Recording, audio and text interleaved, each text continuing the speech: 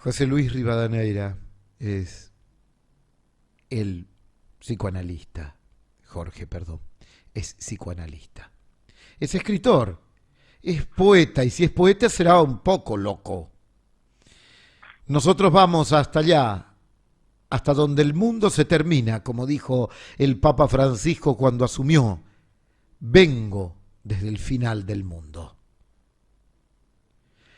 Buenas tardes, ¿cómo está Perdón, Río Grande? Hola, ¿cómo estás, Víctor? ¿Cómo te va? ¿Cómo Buenas andás? tardes. Buenas ¿Cómo? tardes para vos y a toda tu audiencia. Muchas gracias. Buenas tardes, ¿y cómo está la tarde por allá? Y acá bastante fresca, la verdad. Hoy estuvo un poco nublado, así que está un poco fresco. Es decir, ¿estamos con qué temperatura? No tengo idea, pero seguramente 10 grados, sí, entre 8 y 10 grados seguramente. Hacemos un juego, te ganamos, estamos con 30. Qué suerte, la verdad. Los envidio. Médico psicoanalista, se me ocurre además hablar desde el lugar de la palabra y la poesía. ¿El cuerpo habla? Bueno, es muy buena tu pregunta, porque en realidad me parece que el descubrimiento de Freud es fundamentalmente ese, ¿no? Cuando él comienza a trabajar con un psiquiatra, ¿no?, muy prestigioso en Francia, que era Charcot. Sí. Bueno, él lo que empieza a encontrar es justamente esto, ¿no? Que hay algo del cuerpo, de lo que en ese momento se denominaban, ¿no?, pacientes histéricas. Hay Ujú. algo de ese cuerpo que empieza a hablar, ¿no? Y él empieza a escuchar a ese cuerpo, ¿no?, en lo que dicen, y a partir de que él empieza a escuchar, empieza a ver que los síntomas empiezan a levantarse, ¿no? Es decir, aquello que Ujú. estaba constituido como síntoma para la mirada de la psiquiatría de la época, Ujú. empieza, ¿no?, a haber una resolución de eso bueno, que aparecía ahí como imposible, ¿no?, de saber de qué se trataba. Ajá. ¿Y de qué modo el cuerpo habla, grita? Y en realidad me parece algo que nos llevaría como demasiado tiempo poder elaborar, como, a ver, para que quede como una idea clara.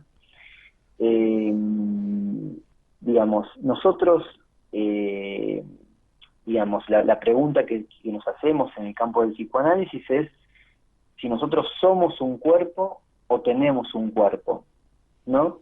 Ujú. ¿Y Y cuáles son las nosotros, respuestas a y eso? en principio hay una diferencia radical con los animales, ¿no? Que los animales de alguna manera son un cuerpo.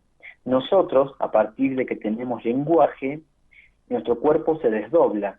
En tanto si nos ponen un nombre, en tanto nos pueden ubicar bajo ciertas características, ¿no?, de la imagen. Este cuerpo entra en un desdoblamiento, lo cual nos permite decir que nosotros no somos un cuerpo, sino que tenemos un cuerpo, Ajá. ¿no? Y en tanto tenemos un cuerpo, el cuerpo que tenemos ya se nos presenta como algo extraño. Porque si nosotros tenemos algo, es porque no somos eso, no sé si me entendés, ¿no? Perfectamente. Es decir, uno Entonces, tiene una llave, pero no es una llave.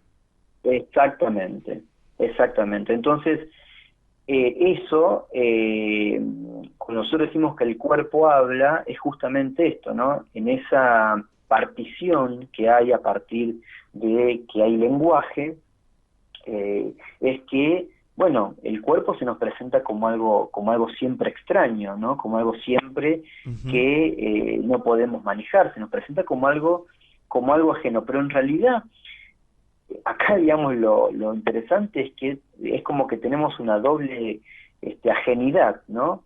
Porque por un lado está la ajenidad del cuerpo para, Ujú. por ejemplo, para el pensamiento, para la palabra, pero al mismo tiempo el lenguaje es algo ajeno. Ujú. Es decir, nadie nace con lenguaje. Eso se constituye en un mundo en donde se habla, en Es donde hay decir, lenguaje. todo lo aprendido nos es ajeno. Exactamente, Ujú. exactamente. Me parece muy buena tu explicación. Por eso también es muy difícil pensar muchas veces en las prácticas, las cuestiones, ¿no?, del aprendizaje, ¿no? Ujú. Porque el tema es cómo algo que es ajeno es posible de ser incorporado, Ujú. Ujú. ¿no? De hecho, la palabra incorporado también tiene que ver con el cuerpo, ¿no? No escuchar al cuerpo, ¿a qué nos lleva? ¿Cómo? No escuchar al cuerpo, ¿a qué nos lleva? Y lo que pasa es que de lo que se trata ahí es de no escuchar, ¿no? Me parece que nosotros vivimos en un mundo en el cual cada vez es más difícil escuchar, sobre todo, digamos, en este tiempo en donde lo que prima es la imagen, Ujú. es cada vez más complejo, cada vez más difícil, cada vez más inaccesible poder alojar eso que se dice, ¿no? Poder escuchar. Ujú. Por eso hay muchas perspectivas actuales que han intentado como a borrar incluso el psicoanálisis, ¿no? Como Ujú. diciendo que era algo viejo. Y me parece que más que nunca el psicoanálisis está vigente porque es uno de los pocos espacios en los cuales todavía se escucha, ¿no? Ujú. Es decir, es un lugar justamente donde lo que se pone en juego es una escucha, un alojar la palabra del otro, ¿no? Toda la historia del hombre está en la historia de uno solo. Cada uno de nosotros somos todas las agonías y todos los dolores, todas las soledades y todas las alegrías, los divertimentos y los contentos. Bueno, mirá qué buena expresión que acabas de tener, porque fíjate la multiplicidad de experiencias por las que pasamos, y tal vez son experiencias por las que pasamos todos los días, Ujú. ¿no? Pero generalmente localizamos las cosas en una o en otra, o tal vez estamos pendientes de lo que pasa en el celular, lo que pasa en la imagen de la televisión, lo que pasa en las noticias, Ujú. pero en realidad día a día atravesamos todas esas experiencias que vos acabás de nombrar, ¿no? Todos los Ujú. días nos angustiamos, nos entristecemos, nos alegramos, es decir, eso forma parte de, por supuesto, los discursos contemporáneos basados en el éxito, ¿no? Ujú. Tratan de borrar todas estas cuestiones, ¿no? Ujú. Algo que justo acá, digamos, en Río Grande, dentro de un ratito comenzamos un curso con un amigo también psicoanalista con el que trabajamos acá, se llama Ariel Bianconi, Ujú. y nosotros venimos haciendo hincapié mucho en esto de que el gran negocio de la psiquiatría norteamericana, que es importada, digamos, acá para Argentina, es de patologizar la angustia, ¿no? Patologizar la angustia.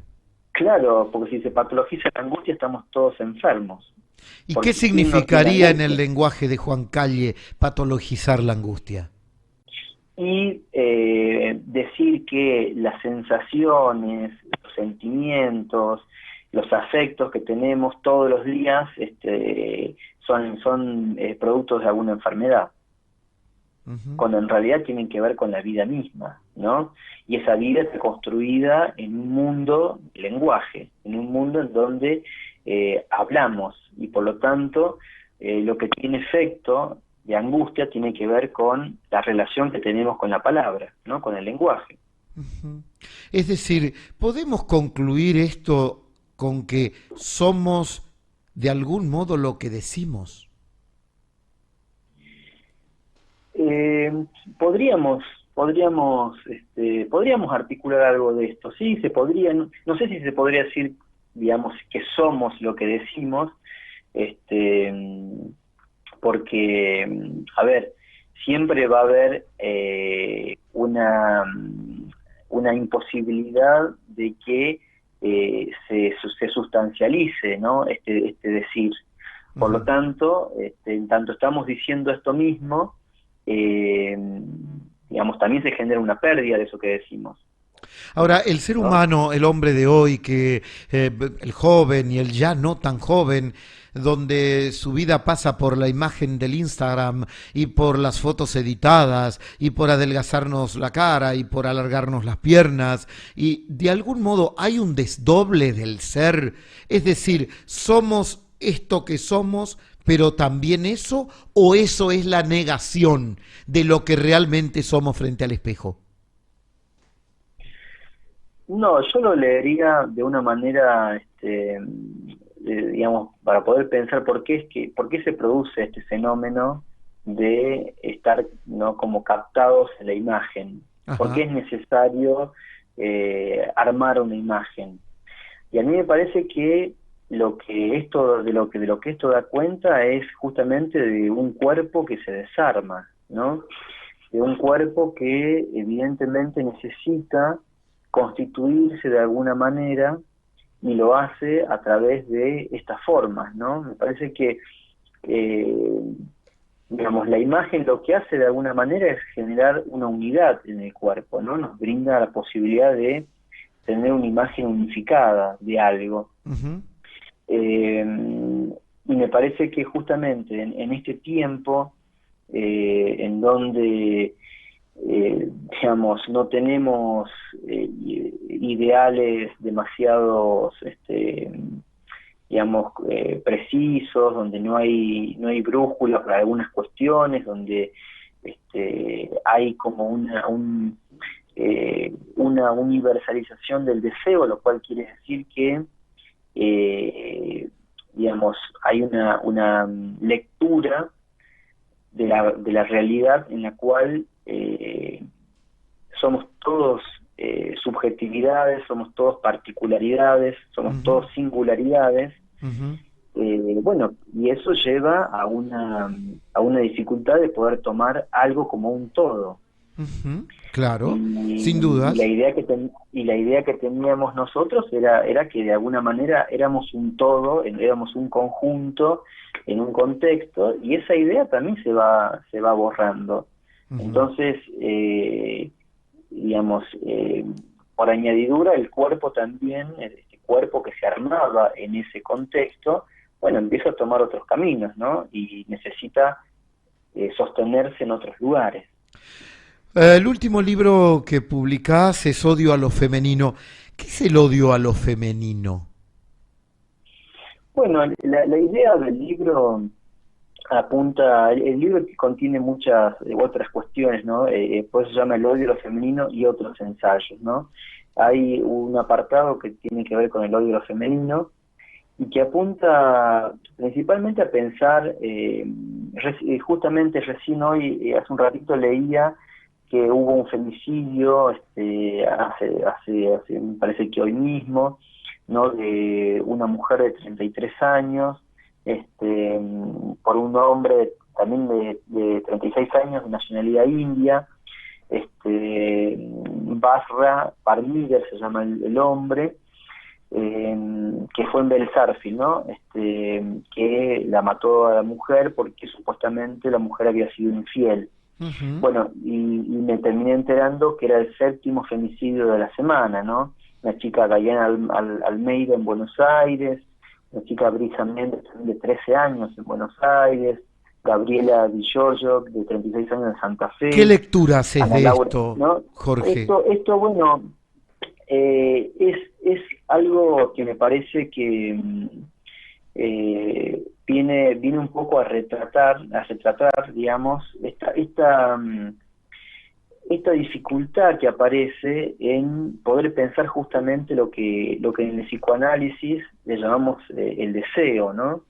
Ujú. Que primeramente, digamos, era pensado como aquello que no tiene representación, ¿no? Como Ujú. aquello que no tiene un objeto fijo, Ujú. sino que es algo que se va desplazando. Y me parece que justamente lo que se visualiza hoy en día es esto, ¿no? Es difícil anclar en un lugar, ¿no? Es difícil construir relaciones que tengan algún tipo de estabilidad o algún tipo de, este, digamos, permanencia en el tiempo. ¿La mujer Con lo se ha cual, masculinizado a propósito de eso? y podríamos pensar un poco de esto, ¿no? No sé si se ha masculinizado, sí, es algo, este, es algo paradójico, ¿no? Hay toda una tendencia de los hombres a feminizarse, ¿no? Ujú. Este, mm, Una tendencia de los y hombres a feminizarse. ¿Te hay una referís tendencia, a sí. ver a qué? Y me parece que tiene que ver, por ejemplo, en este campo de la imagen, ¿no? Ujú, A tomar como ciertas formas que antes estaban como ubicadas en el campo de lo femenino, ¿no? ujú. Por ejemplo, hombres que se depilan, la ropa muy ajustada, Los chupines, por el uso, ejemplo. lo- y los chupines, el uso de maquillajes, Ahora es una el, moda, hoy leía justamente un artículo donde los hombres, me refiero a los varones, sin ser gay, el maquillaje, ¿no? los La varones barba y el heterosexuales. maquillaje. ¿Cómo, perdón? Claro, claro, todo lo que es, por ejemplo, el florecimiento de las barberías, ¿no? Donde, este, digamos, rasgo coqueto, podríamos decir, que pertenecía como al mundo de las mujeres, Ujú. hoy se traslada, digamos, de una manera... A ver, antes también los hombres eran bastante coquetos, en el sentido de usar la gomina, el traje, pero sostenían como una posición de hombría, ¿no? En la imagen, ¿no? Ujú. Me parece que El hoy no dandy hay y el tanto cuidado en esto. compadrito, digo, el dandy y el compadrito, Claro, por la cosa ejemplo. de la coquetería, incluso ya el maquillaje en aquel momento era algo habitual. Claro, exactamente, pero estaba camuflado bajo el macho, digamos, de la época, ¿no? Ajá. Me parece que hoy empieza como a haber un corrimiento. Yo, a ver, el tema es que este corrimiento genera mucha angustia, ¿no? Tal Ajá. vez algunos lo pueden ir haciendo de manera paulatina, gradual, entendiendo a partir de chistes, a partir de juegos, a partir de meterse en otros campos. Y me parece que para muchos otros hombres esto resulta como bastante complejo y me parece que esta angustia que aparece en relación a perder el poder lleva a estos saltos locos, ¿no? Que conocemos ahora como femicidios, ¿no? Ajá. Es decir, Me el parece que femicidio es el producto de perder el poder el hombre y con poder lo asociamos con posesión. sí, por supuesto, claro que Yo sí, te sí, sí, poseo, sí. vos sos mía, ese planteo. Y son los planteos que escucho a diario en las mujeres, ¿no? Es decir, la queja de las mujeres tiene que ver con esto, ¿no? Ujú. Digamos, yo no soy propiedad de nadie.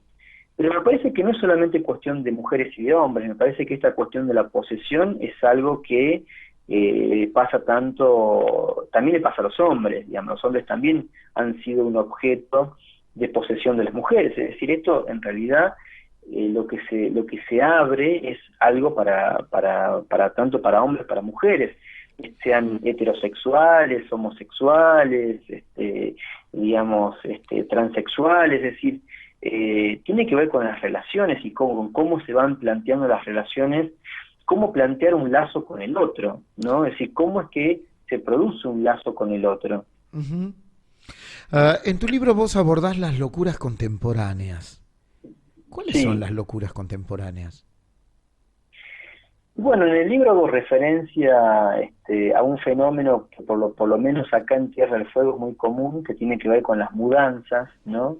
Ujú. Este, digamos, es algo como bastante problemático muchas veces, eh, y en donde, yo me acuerdo, por ejemplo, Ricardo Piglia decía que uno de los grandes problemas de los argentinos era que no sabíamos mudarnos, ¿no? Y Ujú. siempre me parecía, y relataba justamente, mira, relataba el caso de Barreda, en Mar del Plata, digamos, ¿no? Ajá. Donde, en La Plata, perdón, en Sí, donde el tipo, digamos, vivía al lado de su mujer, ¿no? Así, y al lado de la suegra, o sea, vivían sí. todos en el mismo lugar, con lo cual el odio de la ruptura de la relación era cada vez mayor, ¿no? Es decir, ahí, digamos, no se podían mudar.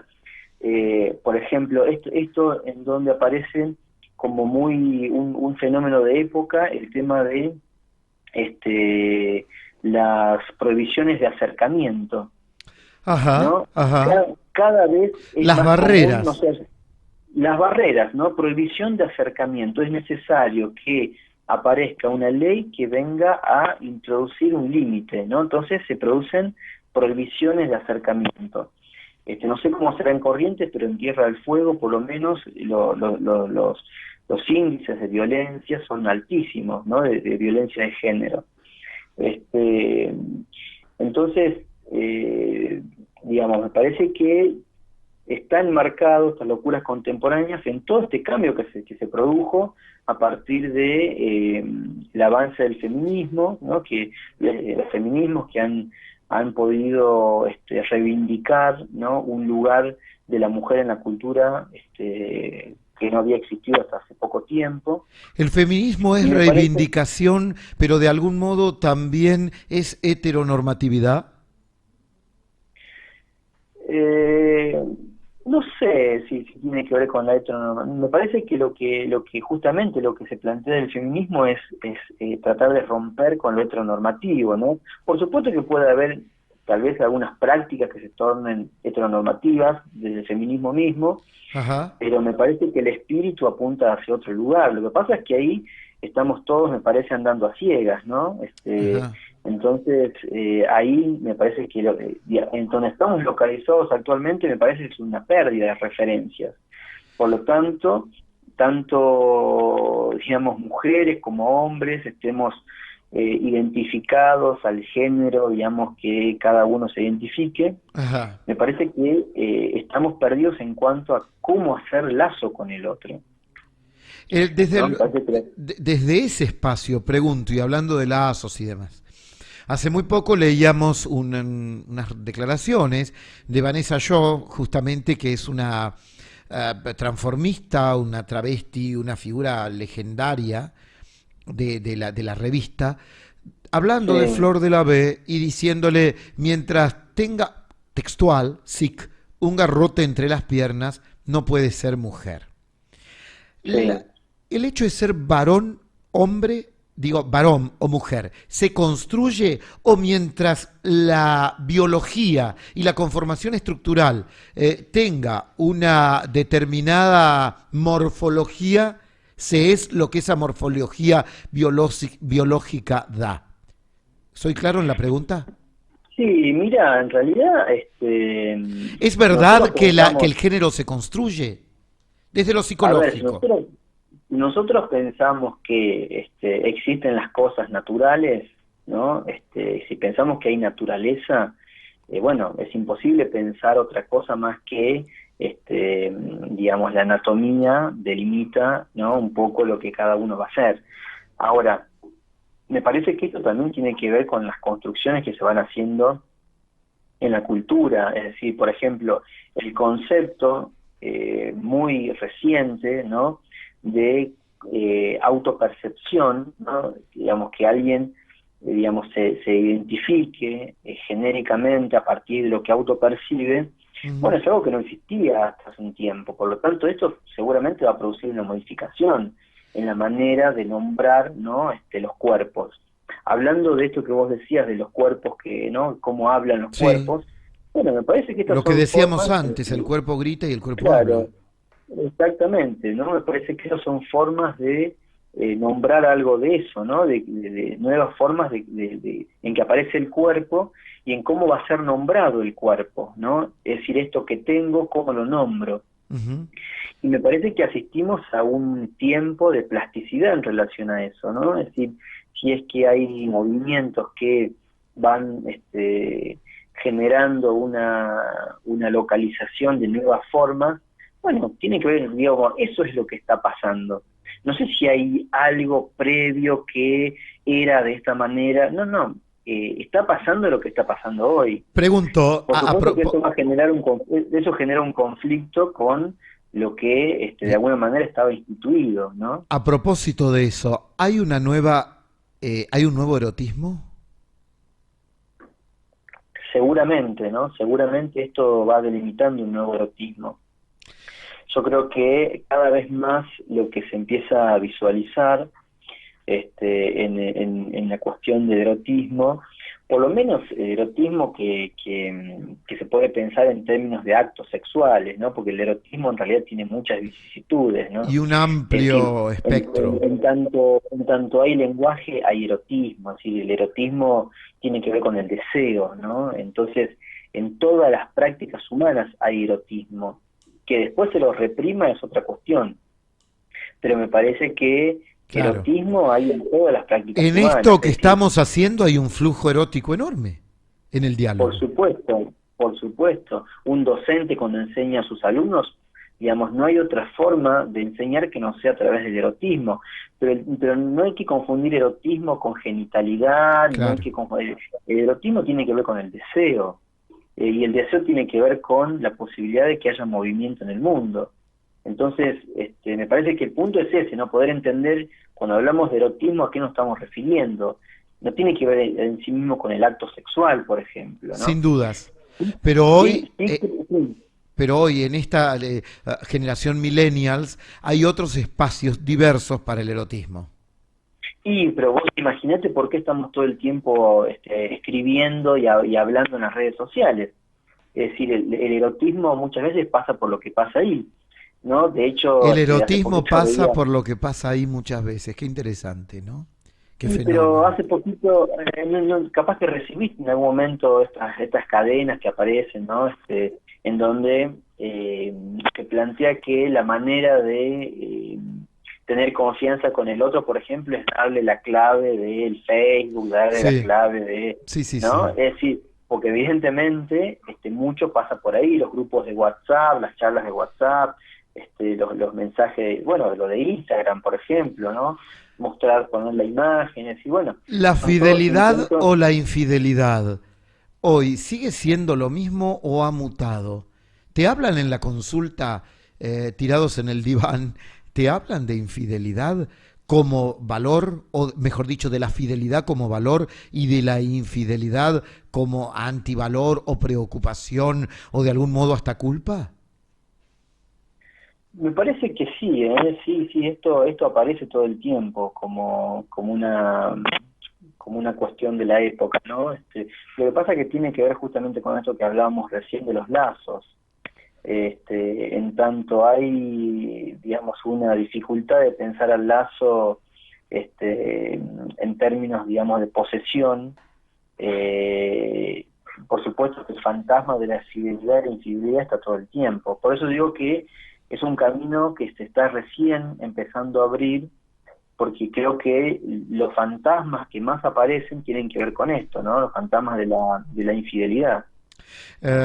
Antes de irnos y apelando a la brevedad, en cuanto a lo educativo, una pregunta que recibimos dice, en cuanto a lo educativo, en estas nuevas épocas, ¿habría que cambiar autores como Freud y Lauren?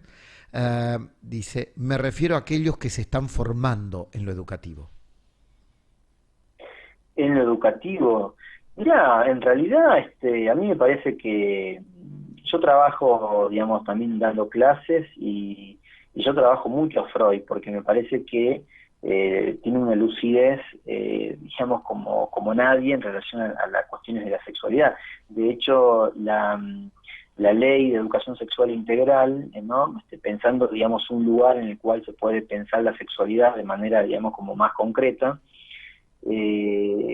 lo trabajo en relación a un texto de Freud que se llama El esclarecimiento sexual del niño, donde Freud una carta que manda Freud, le piden una lectura acerca de la sexualidad de la época, y digamos, si uno lee la ley de educación sexual y lee ese texto, pareciera que lo escribieron leyendo el texto, pero bueno, evidentemente no, y el texto es de principios del siglo XX, ¿no? Ujú. Eh, ¿Y qué pasa entonces, ahí? ¿Qué significación le das a esto? ¿El texto es actual o la ley está perimida? no, me parece que Freud se anticipó muchísimo a lo que estábamos viviendo hoy, así como después también Jacques Lacan se anticipó mucho a lo que se vive, digamos, en la cultura. Y me parece que el fenómeno de lo que no queremos saber es de la sexualidad, justamente. Entonces, ¿De eso no se si no, habla aún? pero vos fijate que cada vez que se habla de educación sexual integral en las escuelas, los problemas que surgen son terribles. Es decir, aparecen muchos grupos de padres, aparecen políticos, ¿no? Diciendo que de eso no se tiene que hablar, ¿no? De eso no se tiene que, se tendría que erradicar eso de cualquier tipo de experiencia escolar, ¿no? A pesar del destape español y argentino, que han pasado 40 años y demás, ¿todavía la sexualidad es tabú? Y por supuesto, sí, claro que sí, sí. Uh-huh. Y creo que por momentos pareciera que es más tabú que nunca, ¿no? Es decir, hay muchos fenómenos vinculados a la sexualidad que aún hoy se sigue sin querer saber nada de eso, aun cuando estamos viendo todos los cambios que vivimos. De eso no se habla. Hemos hablado a lo largo de este tiempo con Jorge Luis Rivadeneira. Él tiene un libro. Por favor, Darío, vamos a mostrar nuevamente en cámara el libro Odio a lo femenino. Yo se los recomiendo vivamente porque apela, entre otros ensayos, a todo esto que estuvimos hablando y algunos de los temas, de los tópicos que tocamos en esta charla. Nosotros desde aquí, desde el extremo norte, el límite norte de la República Argentina, y allí cuando nos caemos del mapa y nos vamos para Paraguay, y él ya llegando a la Antártida desde Río Grande, en Tierra del Fuego. Muchísimas gracias, Jorge, gracias por tu tiempo. Gracias. Bueno, me gustaría algún día conocer Corrientes, mi cuñado es de Corrientes, así que seguramente voy a pasar por allá en algún momento. Corrientes tiene Payé. Gracias. Payé, ese embrujo que los psicoanalistas estudiarán, que los escritores intentarán describir y que los poetas, sin duda, lo conjurarán con la palabra. El cuerpo habla, la sexualidad todavía no se habla. El nuevo feminismo, ¿qué nos trae? Y esas formas nuevas de masculinidad también. Todo esto lo hablamos con ese médico que está cayéndose del mapa, psicoanalista. Él es Jorge Luis Rivadeneira.